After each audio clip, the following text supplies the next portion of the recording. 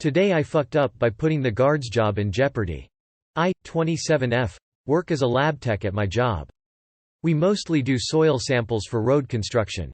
We have security guards here, both armed and underarmed, on the premises 24/7 as we have millions of dollars of equipment in our compound. There is one security guard who I only see on Monday mornings.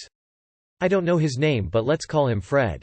I usually see Fred sitting behind the front desk on Mondays when I come to work at 5:30 a.m. But lately he's been standing outside, standing off to the right of the front door and facing the street, facing left towards the front door. I'm not sure why, but it was kinda creepy. I'm a beautiful woman. Yes, I know I'm a bit full of myself. And he's kinda on the heavy side with a belly that probably weighs more than I do. It was even creepier when he would stand out there and greet me as I walk in. Not by name, but just good morning. I felt uncomfortable enough about this that I reported it to our. I just told them I wasn't comfortable about him standing there as it's still very dark outside and I walk in alone. Our said they would look into it. The next 2 weeks, Fred wasn't there. I was informed they put him on unpaid administrative leave while they investigated. I felt some relief but worried he would come back and shoot up the place or something, as he was an armed guard. The whole time I just worried what was gonna happen to him and to me and my coworkers. Was our safety now in jeopardy? Did I stop a guy from doing horrible things, or did I just make it worse?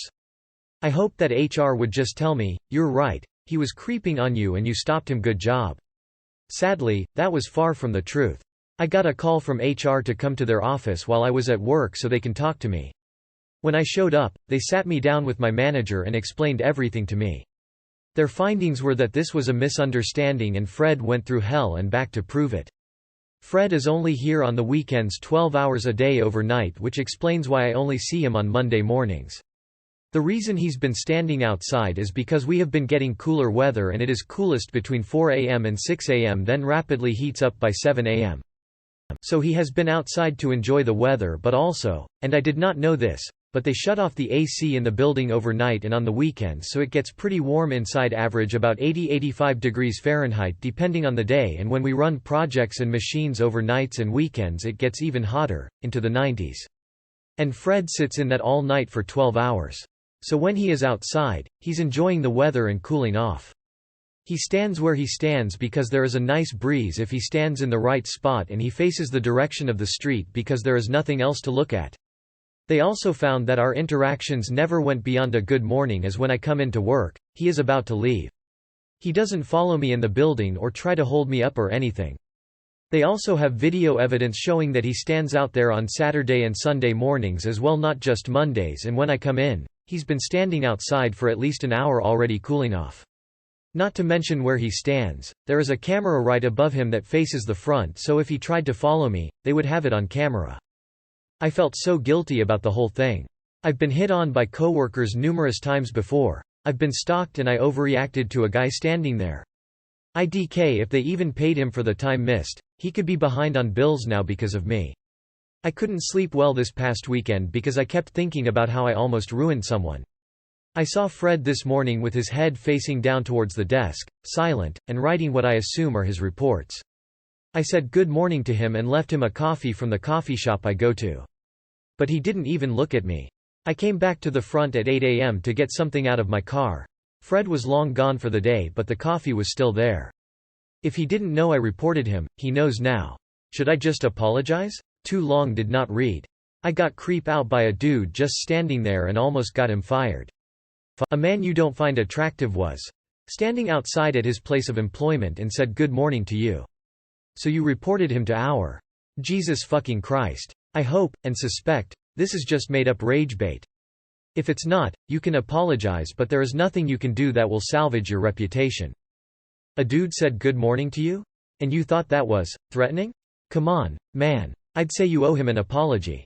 It won't fix the damage done. It is super stressful to be under investigation like that. But at least have enough backbone to admit you were wrong to his face. So I need your permission to walk outside as an unattractive person? There's always karma for the vain. Wow. Rage bait. Today I fucked up by almost seducing my sister-in-law. English is not my first language, please be kind. So yesterday we had a birthday party for my niece. My brother has 2 kids of his own and a stepson. The story starts to get interesting when my brother decided to cheat on and abuse his wife. They tried to repair their marriage a couple of times, but it was mainly just a lie of my brother to keep his family at home.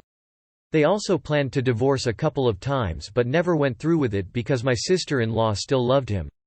At the party where my brother was absent for unknown reasons, I had a few drinks with my sil and I may have been a bit of a tease. I guess I should mention I am in my early 20s and she is in her late 30s. For context, I learned about having an older brother at the age of like 10, so I am not that close to him. So anyway, time quickly flew by and after another couple of drinks when we were alone, she asked me why I'm so stupid. Why am I teasing her? Do I know the consequences? It might be because I never had a girlfriend before, but I kinda went with things. Our conversation got flirty very quickly and we were talking about how us having sex would potentially be of harm to me and her. Still, she told that it's my choice. She gave the green light. She told me that taboo really excites her. I was really excited but still unsure what to do. Thankfully, our one-on-one got interrupted and so here I am. I don't know if my story is as understandable as I hope it is, but I just wanted to get some advice or something on the matter because I am not sure what to do. On one hand, she would be cheating the same way as my brother and on the other I would also betray my brother. Still, I won't say I never had fantasies about her, but maybe they should just stay fantasies? If so, how do I face her again? Edit. Okay, since this blew up I thought I would answer a couple questions and add a bit more information. Also thank you for all the advice and thoughts. I live with my parents as of yet and that's 2 towns over from my brother's place. My parents don't like sleeping over at others and frankly I wasn't too keen this time either.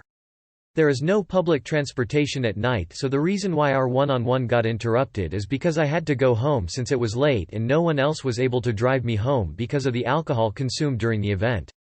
Secondly, as I said in a reply already, I don't think my brother is the worst person ever, he mainly just had a shit childhood. Our father and his mother separated when he was a small child, so he grew up without a father and even without a mother because she was never there for him. His mother used my father for finances and that's it. Edit 2. Correction about my father's first marriage. His wife and her family treated him like shit. They never let him see my brother even though he wanted to. Too long did not read.